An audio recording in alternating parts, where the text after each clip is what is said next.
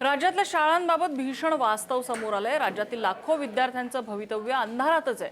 महाराष्ट्रात 3201 शाळा अजूनही अंधारात आहेत। 11,000 शाळांमध्ये वीज कार्यरत नाहीये। 23,855 शाळांमध्ये इंटरनेट नाहीये आणि संगणकही बंद आहेत। 94,000 शाळांमध्ये डिजिटल लायब्ररी नाहीये। स्मार्ट स्कूल, डिजिटल शिक्षण, ऑनलाईन अध्यापन, एआयच्या घोषणा करणाऱ्या राज्य सरकारची अनास्था या निमित्तानं समोर आली। केंद्र सरकारच्या शिक्षण मंत्रालयाने प्रसिद्ध केलेल्या UDAS+ अहवालातनं ही बाब समोर आलेली आहे।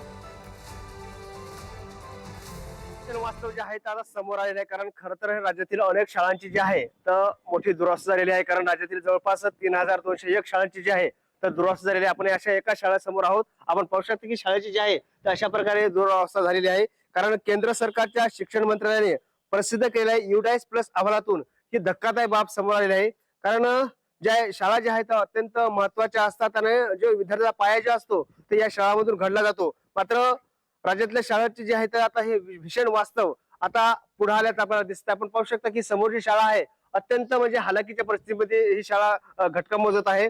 कारण राज्यामध्ये 11,000 शाळांमध्ये ते वीज अजूनही नाहीये आणि जवळपास 23,855 शाळांमध्ये इंटरनेट सेवा नाहीये। त्याचबरोबर जे आहे तर 23,000 शाळांमध्ये संगणक कार्यरत नाहीयेत आणि 94,000 शाळांमध्ये जे आहे तर डिजिटल लायब्ररी नाहीये। स्मार्ट स्कूल, डिजिटल शिक्षण, ऑनलाईन अध्यापन आणि एआयच्या घोषणा ज्या आहेत ते सरकार करत आहे। मात्र एकंदरीत सांगायला गेलं तर आपण पाहू शकतो की हे भीषण वास्तव जे आहे ते आपल्या समोर आहे। कारण शाळा ज्या आहेत शेवटची घटका मोजत आहे आणि अशाच परिस्थितीमध्ये जे आहे तर सरकारचं जे काही अवस्था आहे ही आता या शाळेमधून समोर आलेली आहे।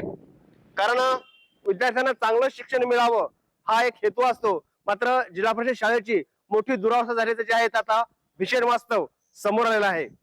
संतोष भिसे, पुढारी न्यूज, हिंगोली।